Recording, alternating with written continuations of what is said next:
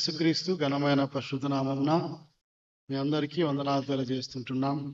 మరొకసారి గంటె దినములలో శిలువ ధ్యానపు శ్రవంతి దినములుగా దేవుని వాక్యం ధ్యానం చేసే యొక్క భాగ్యం, ఈ యొక్క తరుణం ఈ రీతిగా దేవుని ప్రసాదించినందుకు దేవునికి హృదయపూర్వకంగా కృతజ్ఞతాస్తుతులు స్తోత్రాలు చెల్లిస్తూ ఈ చక్కటి అవకాశం ఇచ్చినటువంటి మన రాయలసీమ డయాసిస్ బిషప్ తండ్రి గారైనటువంటి the right reverend doctor P Isaac Varaprasad తండ్రి గారికి మరియు డయాసిస్ పెద్దలకు, యూత్ డిపార్ట్మెంట్కు వందనాలు తెలియజేస్తూ ఉంటున్నాను. దేవుని బిడ్డలారా, ఈ దినము మనము ధ్యానం చేసే అంశము గళితులకు రాసిన పత్రిక 5వ అధ్యాయం 22వ వచనంలో ఉన్నటువంటి ఆత్మఫలములలో 4వదైనటువంటి దీర్ఘశాంతము అన్నటువంటి అంశమును మనము ధ్యానం చేస్తూ ఉంటున్నాం.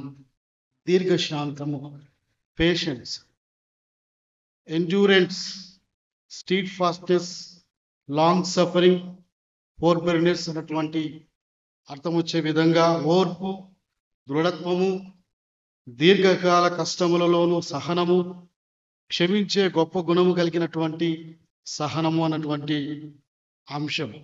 స్టీవర్షిప్గా దీర్ఘకాల వేదన, బాధ్యత, భారము, తప్పులు తొలగిస్తూ శాంతియుతమైన మార్గంలో పరిశుద్ధమైన జీవితంలో కొనసాగుటకు ఉపయోగపడే ఆత్మఫలముగా ఆ దీర్ఘశాంతము ఉంటున్నదన్న విషయాన్ని మనం గమనించాలి. 9 ఆత్మఫలాలు అక్కడ కనపడతా ఉన్నాయి. మొదటి 3 ఆత్మఫలాలు దేవుని వైపు మన ఆలోచనలు నడిపిస్తాయి.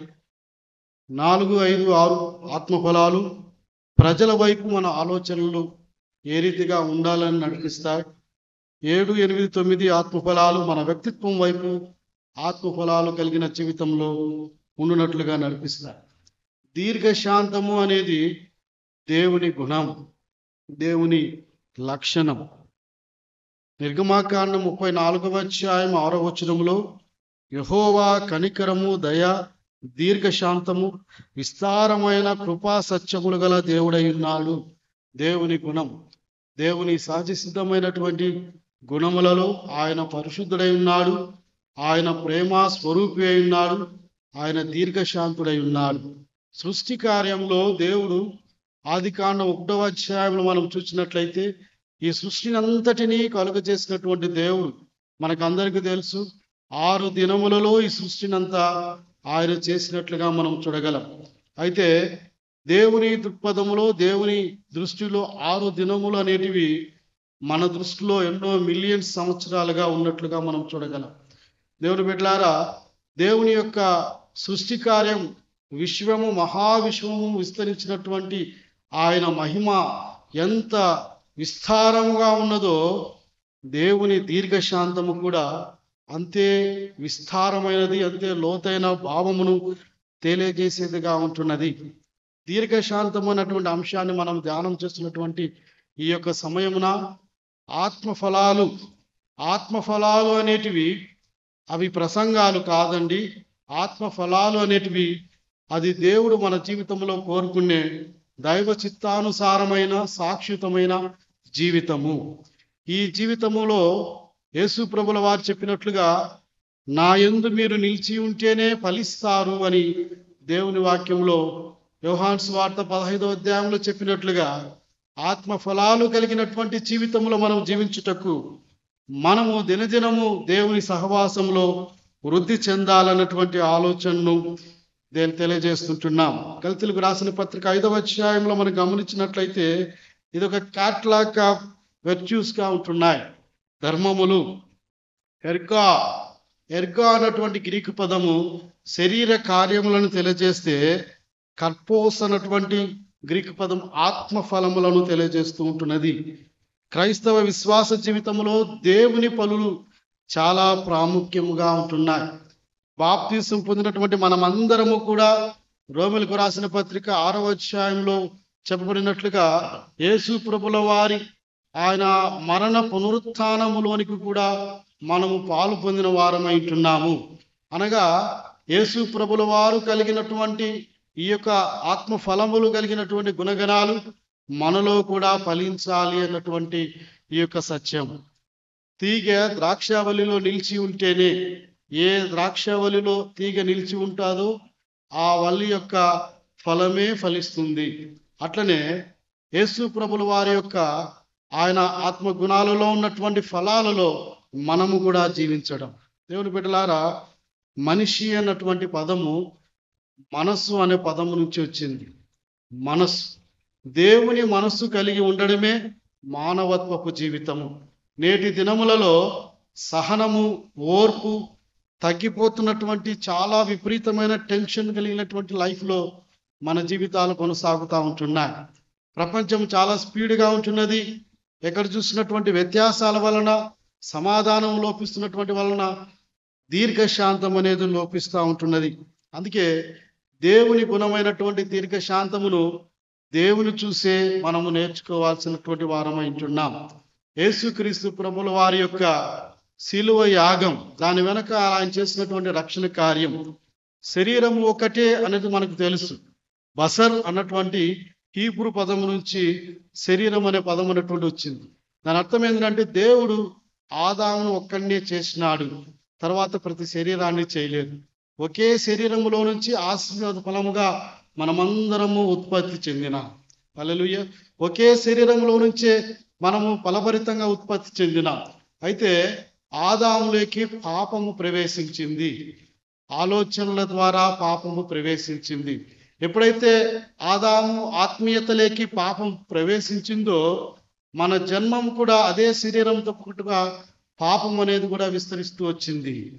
అందుకే దేవుడు గొప్ప రక్షణ కార్య మన జీవితాల్లో జరిగించే దాని కొరకు తను తాను తగ్గించుకొని ప్రభు ఈ లోకంలో రిక్తుడిగా జన్మించి మన శరీరము ధరించి, ఏ శరీరం అయితే పాపమైందో, పాప ఫలమునకు నిలయమైందో, ఆ శరీరమును ప్రభువు ధరించి పరిశుద్ధుడుగా జీవించి తాను కలువరి శిలువలో ఆయన ప్రాణం పెట్టి మన కొరకు శుద్ధి కలిగినటువంటి జీవితము ప్రసాదించినాడు.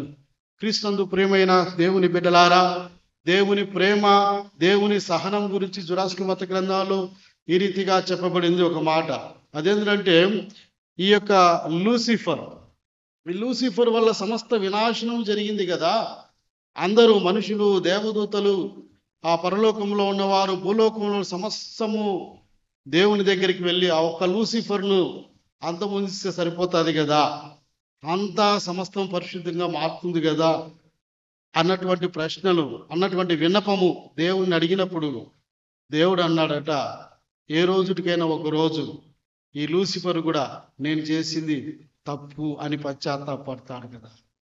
అనగా దేవుని దీర్ఘశాంతము మారు మనసును కల్పించే దాని కొరకు అది పని చేస్తూ ఉంటున్నది. క్రీస్తునందు ప్రియమైన దేవుని బిడ్డలారా, ఈ యొక్క దీర్ఘశాంతం అన్నటువంటి ఈ ఆలోచనలో 3 రకాలైనటువంటి ఆలోచనలు మనకు కనపడతా ఉన్నాయి. మొదటిది ఏంటంటే, దీర్ఘశాంతము పశ్చాత్తాపమునకు దోహదపడుతుంది.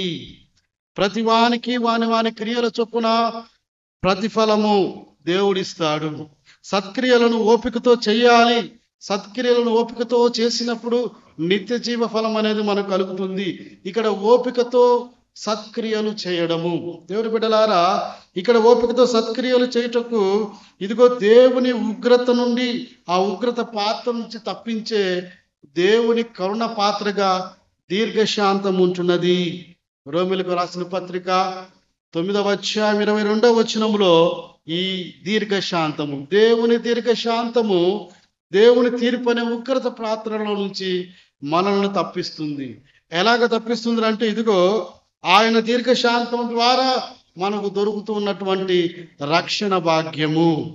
పేతురు పత్రికలో 2వ పత్రికలో 3వ అధ్యాయం 9వ వచనంలో చెప్పినట్లుగా, అంతటా అందరూ మారు మనసు పొందవలనని దేవుడు దీర్ఘశాంతం చూస్తూ ఉన్నాడు. నిర్మలమైన మనస్సాక్షి కలిగినటువంటి జీవితము మనము కలిగి ఉండాలి. అందుకే అంతటా అందరూ మారు మనసు పొందాలి అని, ఇది దేవుని దీర్ఘశాంత ఫలముగా ఉంటున్నది.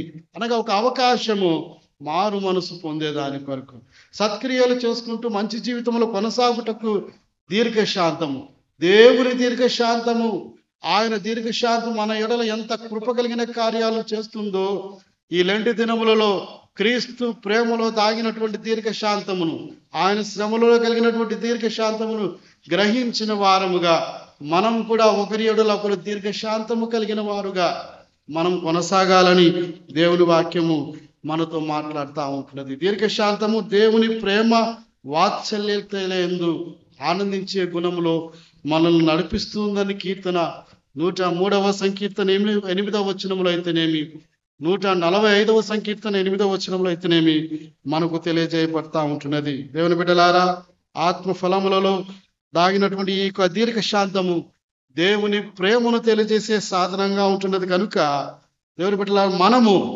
ఈ యొక్క దీర్ఘశాంతం అనే ఫలములో దాగిన సహనము, సమాధానము, బాధ్యతతో, ఓపికతో మన ఆత్మీయ జీవితాలను కట్టుకొనుటూ యేసు వైపు చూస్తూ విశ్వాస జీవితంలో కొనసాగుటకు మనకు సహాయకరంగా ఉన్న ఒక ఆత్మీయమైన సాధనము. ఇది దీర్ఘశాంతం అనేది తగ్గించుకోవడమే కాదు, అది మన ఆత్మీయ శక్తిగా బయలుపరచబడతా ఉంటున్నది. తెస్సలోనికీయులకు రాసిన మొదటి పత్రిక 5వ అధ్యాయం 14వ వచనం ప్రకారము, అక్రమముగా నడుచుకుని వారికి బుద్ధి చెప్పుడి, ధైర్యము చెడిన వారిని ధైర్యపరచుడి, బలహీనులకు ఊతనీయుడి, అందరి యెడల దీర్ఘశాంతం గలవారై ఉండుడి. సఫలత, సాఫల్యత అన్నారు. అనగా చెట్టుకు ఫలాలు వస్తే చక్కగా ఫలించిందని మనం సంతోషపడతా ఉంటాం. కానీ ఆ ఫలం అనేది ప్రయోజనంగా ఉండకపోతే ఏం ప్రయోజనం? దీవెనకరంగా ఉండకపోతే ఏం ప్రయోజనం? సఫలత, సాఫల్యతలోకి రావాలి, వృద్ధి చెందాలి, ఉపయోగములోకి రావాలి. మనము పరలోక రాజ్యపు విలువలతో దేవుని రాజ్య నిర్మాణములో, దేవుని ఆ ప్రేమను పంచడంలో, క్రీస్తు ప్రేమను పంచడంలో, దీర్ఘశాంతంతో అందరి యెడల ప్రేమ ఫలములు పంచేవారంగా మనం ఉండాలని దేవుని వాక్యం మనకు బయలుపరచబడతా ఉంది. తెలుగులో ఒక చక్కటి పద్యం ఉంది. వర్షాలు పడేది ఎందుకురా అంటే చెరువులు నిండేటందుకు అంట. చెరువులు నిండేది ఎందుకురా అంటే పంటలు పండేటందుకు. పంటలు పండేది ఎందుకురా అంటే మనుషులు బ్రతికేటందుకు. మరి మనుషులు ఎందుకు బ్రతకాలి? మనుషులు ఎందుకు బ్రతకాలంటే మంచిని పంచేటందుకు బ్రతకాలి. ఆ మంచితనమే దీర్ఘశాంతంలో దేవుని ప్రేమను పంచే సాధన. దేవుని బిడ్డలారా, మనము జీవించిన జీవితకాలం అంతటిలో దేవుని మంచితనమును, ఫలములను పంచే జీవితంలో కొనసాగుటకు, దీర్ఘశాంతముతో దేవుని ప్రేమ గుణములో వర్ధిల్లుటకు, కుటుంబములో అయితేనేమి, బంధుత్వములో అయితేనేమి, స్నేహములో అయితేనేమి, సంఘములో అయితేనేమి, సమాజంలో అయితేనేమి దీర్ఘశాంతం అనే యొక్క ఆత్మఫలము కలిగిన వారంగా మనం వర్ధిల్లుటకు పరిశుద్ధాత్మ దేవుడు తన కృప మనందరికీ మెండుగా దయచేయునుగాక. ఆమేన్. ప్రార్థన చేసుకుందాం. కృప కలిగిన మా పరలోకపు తండ్రి, పరిశుద్ధమైన గొప్ప దేవా, మీకు వందనాలు, స్తుతులు, స్తోత్రాలు చెల్లిస్తుంటున్నాము నాయన. ఆత్మ ఫలములు కలిగిన జీవితంలో మేము కొనసాగుటకు మీ కృపను మాకు దయచేయండి. యేసుక్రీస్తు ప్రభుల వారిలో ఫలించే ద్రాక్షావళి వలె ఆత్మ ఫలములతో వర్ధిల్లుటకు కృప అనుగ్రహించండి. దీర్ఘశాంతములో దాగినటువంటి ఓర్పు, సమాధానము, ఆ స్టీవర్షిప్ బాధ్యతను, సహవాసమును, సద్దిని, దైవ కార్యంలో పాలిభాగస్సులు ఫలించే జీవితం, వ్యక్తిత్వమును ఆత్మీయతలో ఫలభరితంగా దీవెనకరంగా కట్టుకునే జీవితంలో మా జీవితాలను నడిపించమని బ్రతిమలాడుతుంటున్నా.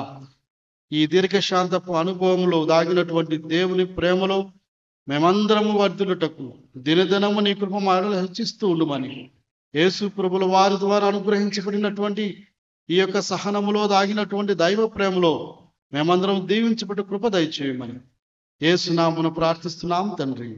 ఆమేన్. Praise the lord. CSI holy trinity church Anantapuram youth fellowship తరపు నుండి మేము ఈ పాట పాడబోచున్నాము.